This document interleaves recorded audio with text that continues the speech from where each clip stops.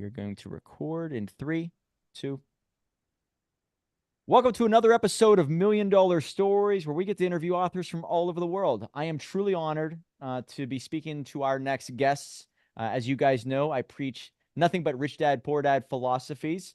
It was whenever I turned 23 that my awakening happened. I read Rich Dad, Poor Dad. Thank God my employer at the time gave it to me, and I was never the same. And there's another guy that I think you guys need to meet because he is in this world quite a bit. And the book is called Start Your Own Corporation. I mean, is this music to our ears or what, guys? Because the author, Garrett Sutton, wrote a book, Start Your Own Corporation, Why the Rich Own Their Own Companies and Everyone Else Works for Them. So this is part of the Rich Dad Advisors, Rich Dad, Poor Dad Corporation. And I guess you have worked alongside Robert Kiyosaki. So Garrett Sutton and his son, Ted Sutton, thank you guys for being here.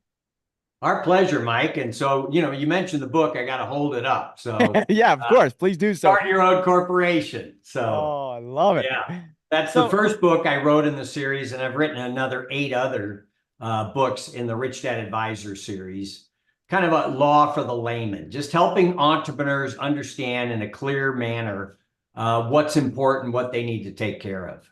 yeah. So, give us the background. How did you enter the Robert Kiyosaki world? Well, I am a lawyer here in Reno, Nevada, and Robert has always liked Nevada corporations and LLCs. He worked with someone from Nevada who helped him identify attorneys that would fit on the team. And so we interviewed a few. And Mike, I have to say, I think the reason I was selected is because I played rugby. Robert Kiyosaki loves rugby. I've been to 3 World Cup games with him. And it's just been fun working with Robert, traveling the world, talking to people about financial education. And Ted, my son here, has gone on a couple of those international trips. He went to Chile, he went to Australia, and, people all over the world thirst for this information that Robert and the team provide. So it's been a really rewarding experience. Sounds like it falls in line with the Dr. Joe Dispenza philosophy. Your personality creates your personal reality. So it really wasn't your expertise, but it was the fact that you loved rugby. Your personality shined through, and it melded very well with Robert Kiyosaki's. He trusted you, and that's how you work together. It's awesome. Yep. So, Yep. so can you give us a quick rundown on the principles within the book? Most of my audience, they're very familiar. By the way, I've interviewed hundreds and hundreds of entrepreneurs. We've worked with them in writing their own books. I will say the number one book that stands out in their life that changed their ways of thinking is Rich Dad Poor Dad. So it is like the Bible. And I would say that maybe your book is a great additional piece. Is it fall in direct alignment? What else is taught in your book? Well, the advisor team was put together to provide information on topics that if you follow Rich Dad Poor Dad, if you're going to become an entrepreneur, you need to know these other things: tax, legal, sales.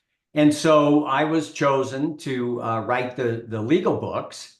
And I tell stories instead of being dry legal jargon. I Yeah. tell stories about people who needed a corporation, things that went wrong because they didn't form a corporation. We always learn through stories. And so that's what I've done in this series of books. And it's really interesting, Mike, because I talk to people all the time that call up and they want to talk to me about asset protection and forming an LLC. And so many of these people, just like you say, have been positively affected by Rich Dad Poor Dad. I mean, just for the last 20 years, I've talked to thousands of people who have just made a positive change in their lives after reading Rich Dad Poor Dad. Hmm.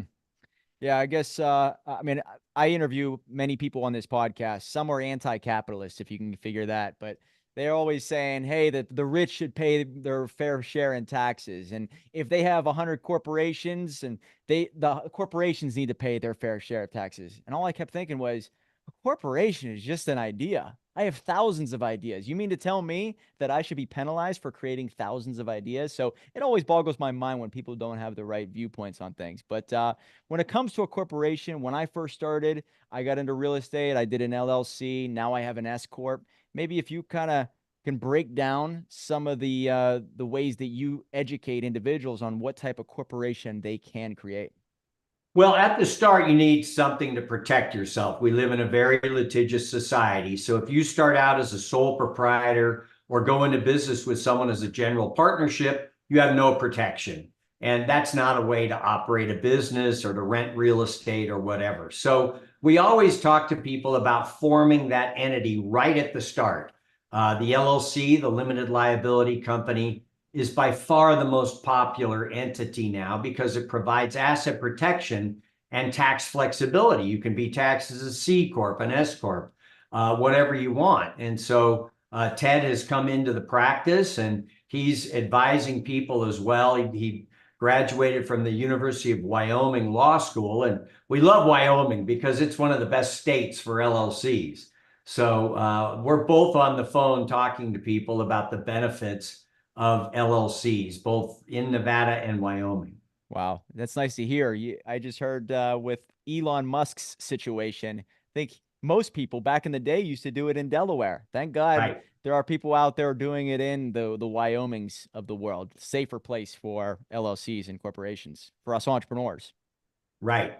And if you read that case, the Musk case, it was really, I was shocked at the judge's ruling there. Because he had certainly benefited the shareholders. And, he doesn't take kindly to that. And so he just up and moved to, what was it, Ted, Texas? Yeah, I think he went to Texas. Smart move. But, at the end of the day, that's a good thing because it promotes competition. Corporate law, it's a creature of states. It's not at the federal level. And so because of that, states are able to compete with each other. So, competition at the end of the day makes everything better. Yeah. Well, people always ask me about setting up a company. And I have a philosophy. When you start making some money, then you start worrying about doing the right steps legally. Because my first company, I think I made so many mistakes, hiring the best attorneys, went into severe debt, and it didn't even make any money. So I only worry about that stuff when I start making money. As lawyers, I'm sure you're going to say something different, but there's probably mistakes that people are making day in and day out, like the way I was thinking, that shine through. Can you share some of those with the audience? Well, first of all, mistakes aren't a bad thing. You learn from them. Damn right. I agree. You make mistakes and fail quickly and learn from them. But one of the mistakes we see is people at the start, they hear from their CPA. CPA stands for cannot protect assets. Yeah. Tom Wheelwright hates it when I say that. Yeah. So, they hear from their CPA, well, you're not making enough money. Don't spend money on a corporation or LLC. First of all, it's not expensive to set up a corporation or LLC. Secondly, for as long as you operate in your individual name, you're personally responsible for all those activities. So if you wait 2 years to incorporate, you're responsible for that 2-year period personally. And so we want to get you started right off the bat. And so that is a key mistake that I've seen. But, if you're in that situation and no one sued you, it's, get to it. Set up that LLC or corporation now for future protection. Yeah, that's a great point. It has to do with liability, right? Whether if you're a graphic designer, you don't have too much liability. You do anything where you're on their property or they come on yours, you need to do it the right way. So that's probably something you take into account. When it comes to setting up a corporation, you bring up CPA. I always thought it was smart to have whoever's doing your taxes also have some type of skill set in creating the company. So there's an entrepreneur mindset built within. Is that something you recommend, or do you like having the power team, having two different people on both sides of the fence, if you will? I like the team approach where you have a lawyer that will help you with the formation, but then there are other issues that come forward. Do you need a trademark, right? What kind of contracts do you need? You need insurance. As attorneys, we advise on insurance that you should obtain.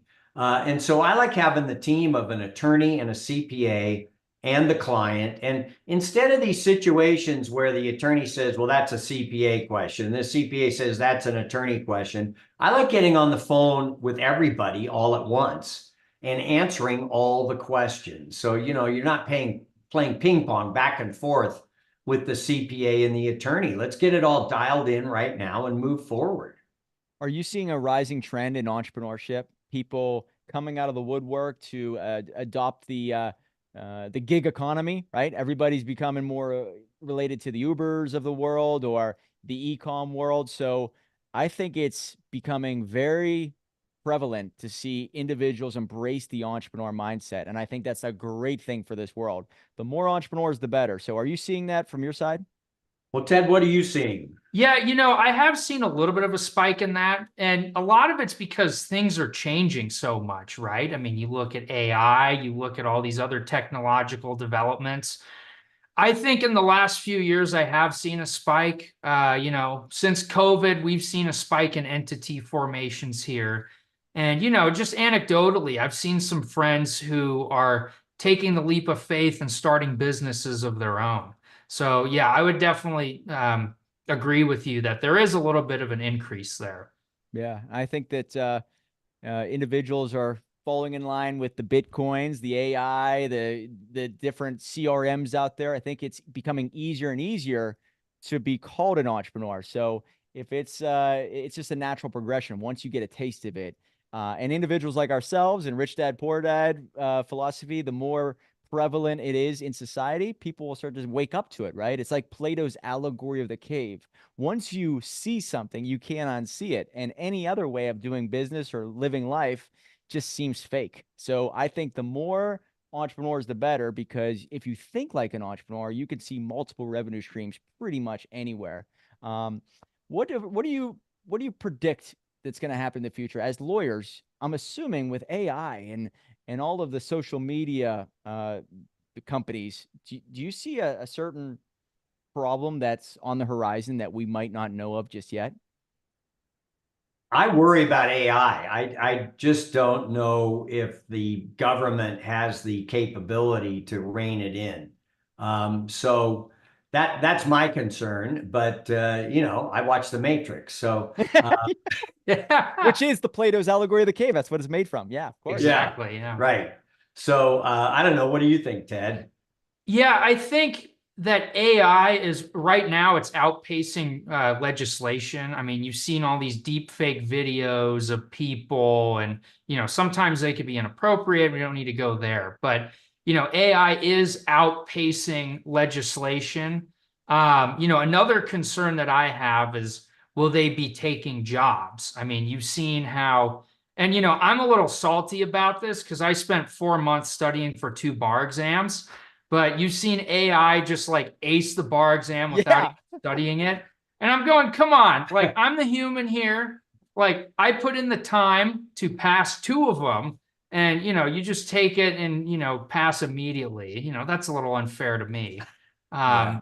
So there is some good, I think. I think when AIs can be used as tools to help people, I think that isn't bad, when it comes to like technological advancements, STEM, things like that. I think it could be good. But when it infringes on the human spirit and creativity, like you saw with the SAG strike, and in turn, people could be losing their jobs, I think that's a downside.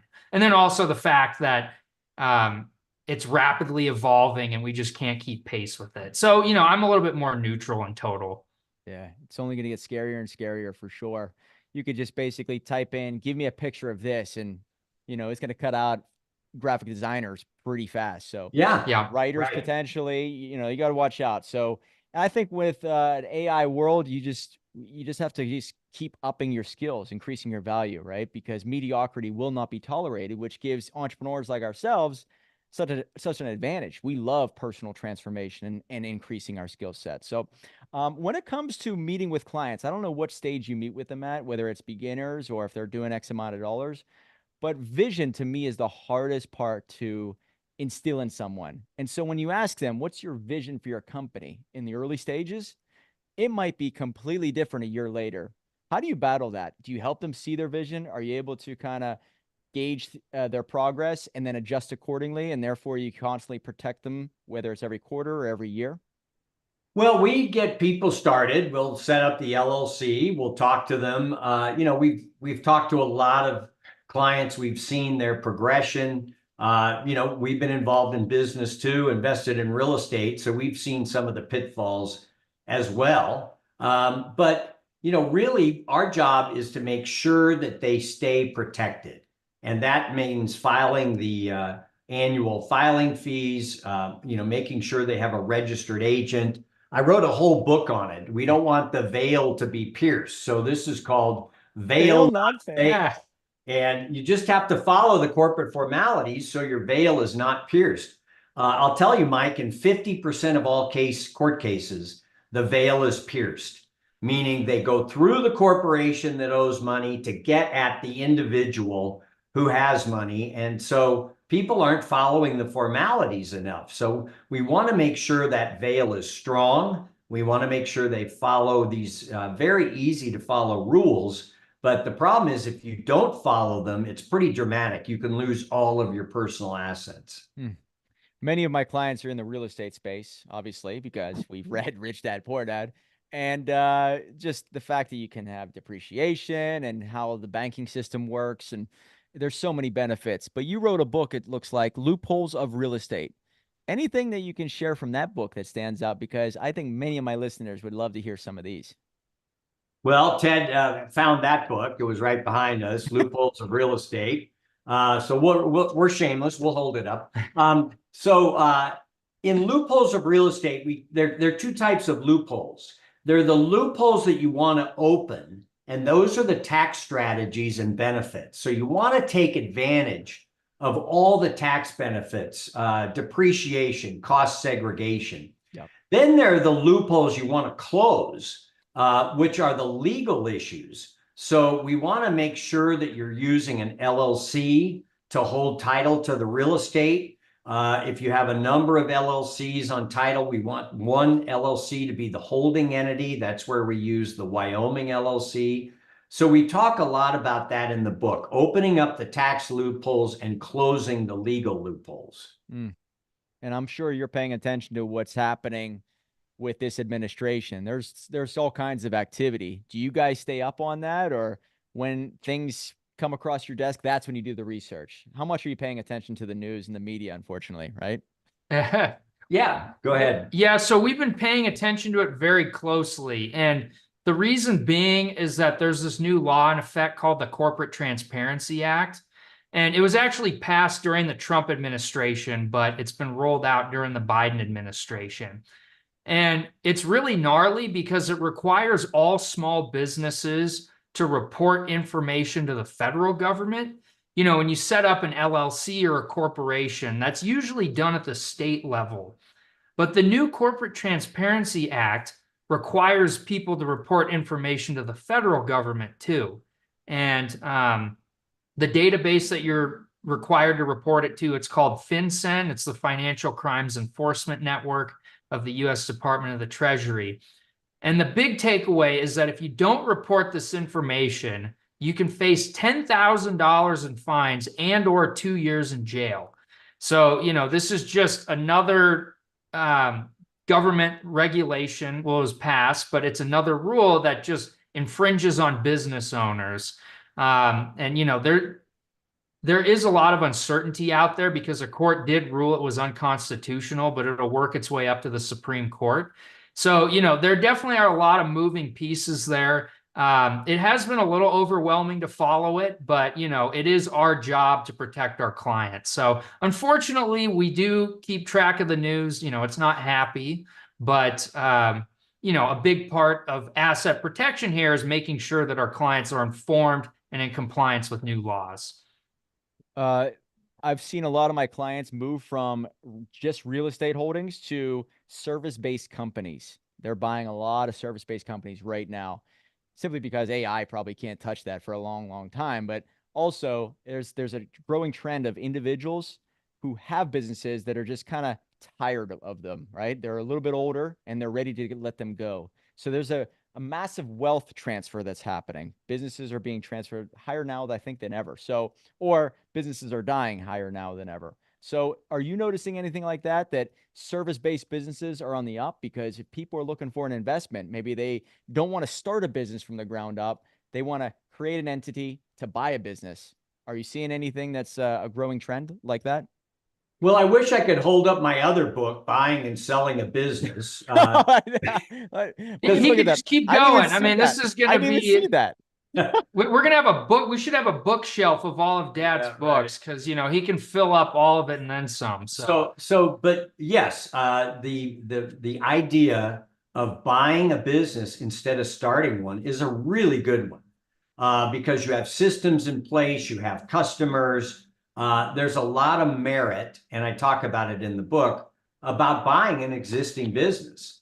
And you are starting to see that because, the baby boomers are retiring. They're getting tired of running the business. They want an out, and they want to sell their business and retire. So this is a good time for young entrepreneurs to look at buying the kind of businesses you're talking about, Mike. Yeah, I agree with, my first business, I started it and then it was, hit a certain point, and then I got a little smarter to create the second business, and then it kind of snowballed from there. My first 4 businesses were major failures. You know how Robert Kiyosaki says 4 out of 5 businesses fail, so just create 5 businesses. That's pretty much what I did. But it did show me that if I were to upgrade and maybe do another business, I'm buying a business that's doing over $1 million, and then I'll apply my skills to just scale it. So do you get involved, if someone were listening or part of my team or anybody watching right now, do you get involved in helping that come to fruition, that transfer? Well, we would assist in setting up the entity, but if you're going to be buying a business in Arkansas, for example, you really need an Arkansas attorney to help you with that. Got it. So you want a local business attorney that's been through a couple, purchases and sales of businesses. So you need someone in your local area for that. So you've been in law for 35 years. Is that right? More than 35 I years? think that's right. I think it's more than that now. Anyway, So 35 plus. do you have any stories that could either, show us the way, or some things that you saw really shocked you or scared you that says, hey, do not do this because I saw this happen in court? Anything that could be of value? Yeah, I rely on my gut a lot. And, I had a client that was selling a business, and he wasn't getting offers, and he really wanted to get out. But I didn't have a good feeling about the buyer. And I told him that. I go, this is going to be a problem. And sure enough, it was. The buyer had no idea of how to run the business. He didn't have the right skill set to run a business. I mean, he needed to get to know his customers. He needed to, spend some time schmoozing with the people that helped him or helped the previous owner run the business. And so he comes in and the business craters, and my client has to take it back because he sold it on a note. And so he ends up with this business that, he never should have sold to this guy. He has to come in and clean up the wreckage. And instead of retiring, he had to work another 10 years. So just be careful who you sell to. You really want to vet the person that you're going to sell a business to, because you may have to come back in and clean up a mess that was left behind. One of my clients always says that if you're going to buy a business, have it as a bolt-on. So you kind of understand it to some degree, but you have a built-in demand also. So it's, if you are in real estate, maybe you have a garbage disposal company too. Great bolt-on company, because you kind of understand how it works. You're already paying for it. So even if you don't have any other business outside of it, you will still save money on it because it's yours. Any advice like that? Because I think if you're going to get into something, have some understanding, but number 2, maybe have a built-in demand right out of the gate. Well, if you can find that right business that corresponds with your existing business, I think that makes a lot of sense. If you're a real estate investor, I've had clients that will realize that, they need to clean the carpet in the apartment building. all the time. And one of my clients started a carpet cleaning company just because he saw that the demand was there and that the local providers were not really on top of it. So yeah, I think as an entrepreneur or a real estate investor, you got to keep your eyes open for opportunities. You have 1,600 reviews on your, I don't know if it's your first book or second, but Start Your Own Corporation, 335 on another.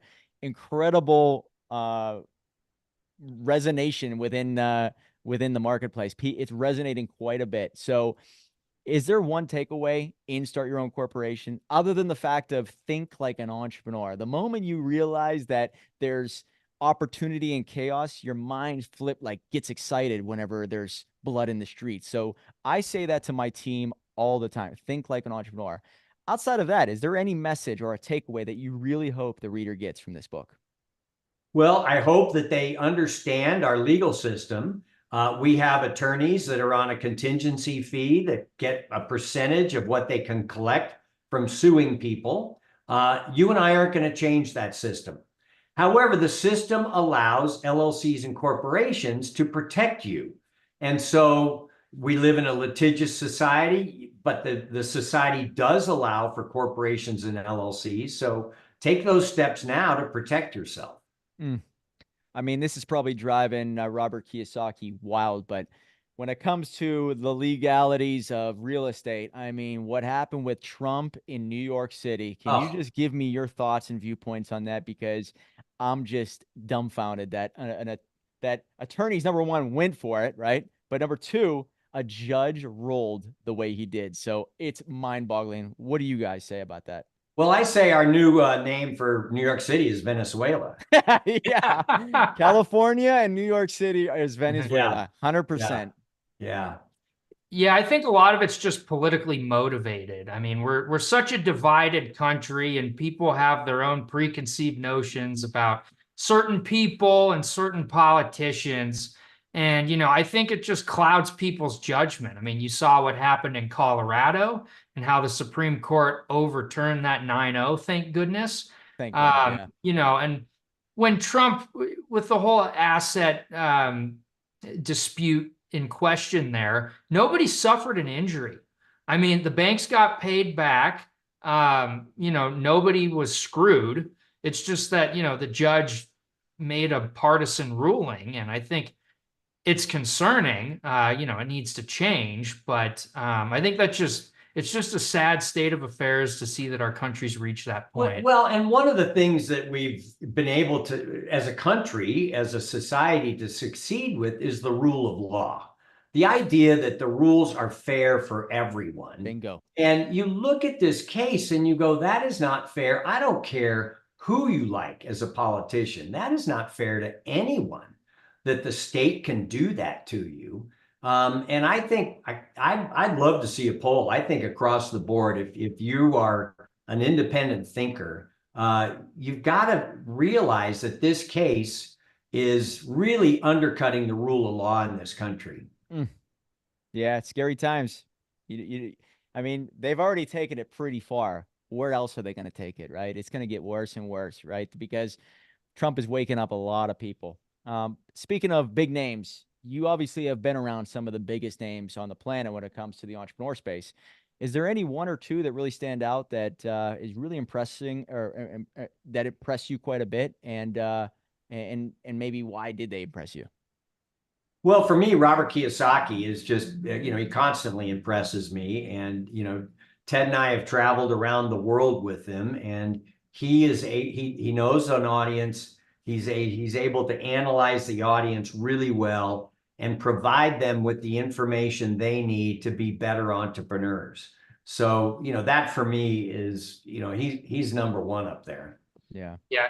And I would second that. I mean, I kind of view him as somebody who's in a league of his own up here, kind of like Tom Brady is in the NFL and football. Kiyosaki's up there too. I mean, I'm sure there's a few other people who can get close, but I think Robert's at the top of the pyramid as well.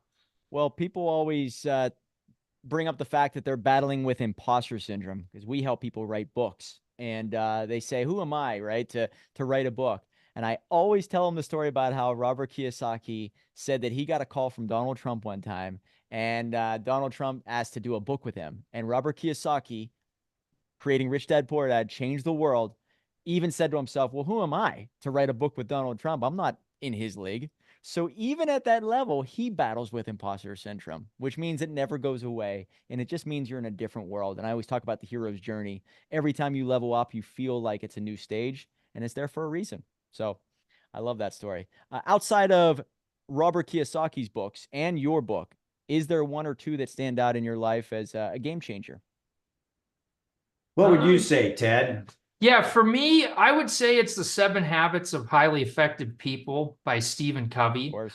And I'm a little bit biased because his grandson was a really good punt returner for the University of Utah, where I went to school. Britton Covey is on the Eagles right now. So, a little bit biased there, but I think he does a good job of boiling down certain principles that effective people can use to better improve their lives. I've read it a few years ago and I've adopted some of those principles, and they've actually really helped because they got me through law school. I took 2 bar exams that got me through that. And then coming into the business, you talk about imposter syndrome a little bit. I feel that very strongly. So, I think, but the book has really helped me. Like, you're just a human. You got to put in the work. You have to have the end in mind, like when it's all said and done. And so that's really helped guide me over the last few years. Great. How about you, sir? I like The Richest Man in Babylon. I like history, and the lessons there were kind of cool to, applying history and finance and also that was a good one. I read it many years ago. I probably should reread it. But I'm too busy writing books to read. I was gonna say, you have how many? Is it 7 or 8? Well, outside 13. of Rich Dad, I have like a 12 or so. Yeah. I mean, And I'm working on another one. So it just, it keeps me off the streets. yeah. God, I love that philosophy. Writing has given me such clarity. It's given me self-awareness. Outside of obviously getting the opportunities to speak on stage and work with Robert Kiyosaki, what has writing done for you? Does it just keep you a student, right? A master will stay a master if he always stays a student, I've always heard. So is that what it's done? Well, it's really funny, Mike. As a kid, I always wrote. I mean, I've just always written. And when Robert gave me the opportunity, I was just so just so empowered that geez, I get to write in this system, in this series. But the most enjoyable part of my day is getting up at 4 a.m, cup of coffee, and writing for 3 or 4 hours. I mean, I truly enjoy that, next to skiing. But I just really enjoy the writing process. Man, Hemingway has the great quote, writing is easy. All you have to do is sit down at the typewriter and bleed.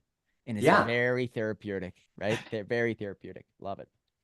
Guys, is there a way to get in touch with you? I have a lot of people who I've worked with that would probably like to speak with you. So is there a social media channel or a website that you recommend? Well, we have corporatedirect.com, and you can set up a free 15-minute consultation with a paralegal to talk about how we can help you not only set up and maintain LLCs, but to be your registered agent and to help you comply with the Corporate Transparency Act. And then Ted has a free book he's going to tell you about. Yep. So I have, I wrote a free ebook. It's called The 5 Tricks to Teach Your Kids About Money. A question I got a lot is like, how do you teach kids about money? I mean, we talk about Rich Dad, we talk about financial education, but what are some things that you can do to teach kids about money? So I wrote this book. It's 20 pages. It's a free ebook. But it gives you 5 methods. I mean, not tricks like playing pranks on little kids, because that's just mean. I'm not going to do that. But, just 5 methods that parents can teach their kids to help boost their financial IQ. And you can find that. It's at sunstream.com. That's sunstream.com/5 tricks.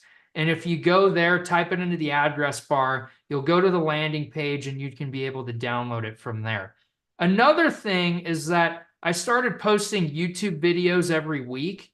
So if you head on over to YouTube and you type in Corporate Direct in the address bar, you'll be able to find our YouTube channel. We have 34,000 subscribers now. So if you can click that subscribe button, I'd much appreciate that. And what's unique about it is that if you have any questions about anything, you can leave a comment on one of the videos, and I'd be happy to do a video topic on that comment in the future. So it's a really good community to be part of. So, that's something else you can check out as well. That's awesome. Yeah, I think one of the great takeaways of 2020, or seeing how political the school system really is that individuals are actually getting homeschooled at a higher rate than ever before, or hopefully pretty soon. That seems to be a growing trend. I agree. So individuals at a young age are learning about money in a different way, and pamphlets or books like yours hopefully will do that, because the more you understand money, the more you understand the system, the more free you could become. Exactly right. And so Right at on the money. Sunstream, we have, financial education for kids videos. So if you go to sunstream.com, you can see what we're offering to help kids understand about money. Oh, that's great. Yeah, I wish I knew what an asset was when I was a kid. It took me till I was 23 to understand that an asset pays you. It's not something just that you own, right? And that you have to pay for. Right. Thanks to Robert Kiyosaki and you guys for educating me on the importance of financial literacy. And I think the school system definitely dumbs down the financial IQ for a reason. If you Yep. don't know about money, they can control you. Yes, indeed.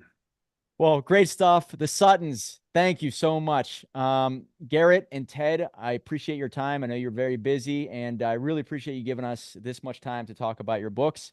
13, going on 14, I guess, very soon. And when that comes out, please hit us up, okay? All right, will do. That Thank you, sounds Mike. good. Hey, Thanks, Mike. remember, guys, $1 million book will lead to $1 million life. Right on.